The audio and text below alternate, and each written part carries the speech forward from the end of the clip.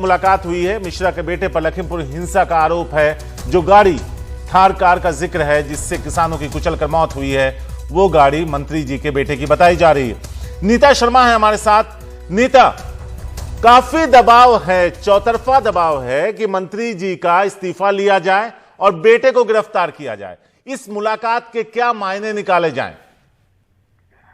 जो केंद्रीय गृह राज्य मंत्री हैं शारिक, वो कितने दिनों से अभी नॉर्थ ब्लॉक यानी अपने दफ्तर नहीं आ रहे थे। आज वो दफ्तर आए थे, कुछ देर के लिए दफ्तर रहे थे, आधे घंटे के लगभग वो ऑफिस में थे, नॉर्थ ब्लॉक में थे। उसके बाद वो केंद्रीय गृह मंत्री अमित शाह, जो उनके सीनियर मिनिस्टर हैं, उनसे मुलाकात करने गए थे।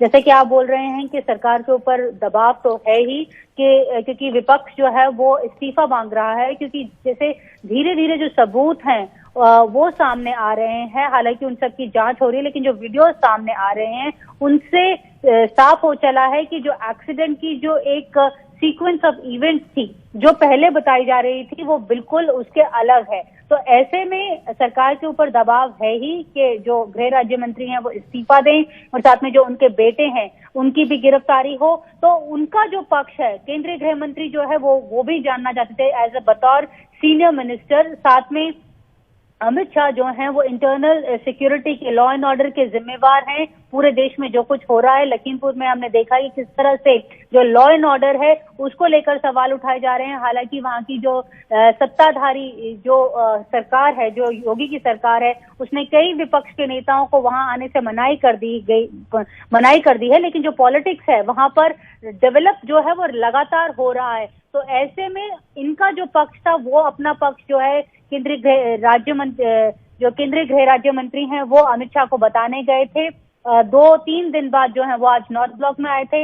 हालांकि विपक्ष जो है वो उनका इस्तीफा मांग रहा है, लेकिन अभी इसके बारे में कोई जो है जानकारी जो है वो होम मिनिस्ट्री की तरफ से अभी हमारे साथ साझा नहीं की गई है। शारिक, नीता, अगर देखें तो गृह राज्य मंत्री जो अजय मिश्रा हैं वो वहां से सांसद भी हैं। उनके पहले के बयान भी उनके लिए गले की हड्डी साबित हो रहा है, और वो गाड़ी जो उनके परिवार के साथ जुड़ी हुई थी और उससे हुआ यह हादसा कई सवाल खड़े कर रहा है, जिसकी वजह से शायद दबाव है।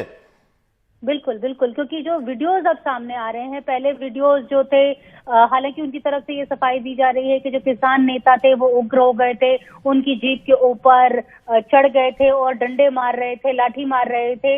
लेकिन क्रॉस एफआईआर रजिस्टर होंगी, लेकिन जो इन्वेस्टिगेशंस हैं उसके लिहाज से अगर कोई भी शख्स 302 में नेम्ड है तो उसकी गिरफ्तारी जो है वो जरूरी है। लेकिन अभी तक जो लखीमपुरी खीरी की जो पुलिस है इस पर पूरी तरह से चुप्पी बनाए हुए है। हालांकि समझौता इन लोगों ने करने की कोशिश की थी वहां की सरकार ने पुलिस के थ्रू, लेकिन वो समझौता जो है उसके बाद भी जो टर्न ऑफ इवेंट्स हैं बहुत लगातार तेजी से जो है वो चेंज हुए हैं। कुछ नए वीडियोस सामने आए हैं, कुछ नई स्पीचेस सामने आई हैं। तो ऐसे में पुलिस का काम जो है वो डबल ट्रिपल हो जाता है, क्योंकि उन्हें वो सब भी अब इन्वेस्टिगेट करना होगा। तो दबाव जो है वो केंद्र सरकार पर बढ़ता ही जा रहा है, क्योंकि कुछ महीनों में वहां पे उत्तर प्रदेश में इलेक्शंस भी हैं। किसान नेता जो हैं अलग अलग राज्यों में, खासकर उत्तराखंड, उत्तर प्रदेश और पंजाब, जो 3 स्टेट जो चुनावों में जाने वाली हैं, वहां पे उनका अच्छा खासा दबदबा है। तो ऐसे में केंद्र सरकार के ऊपर जो है वो दबाव तो बनता ही जा रहा है।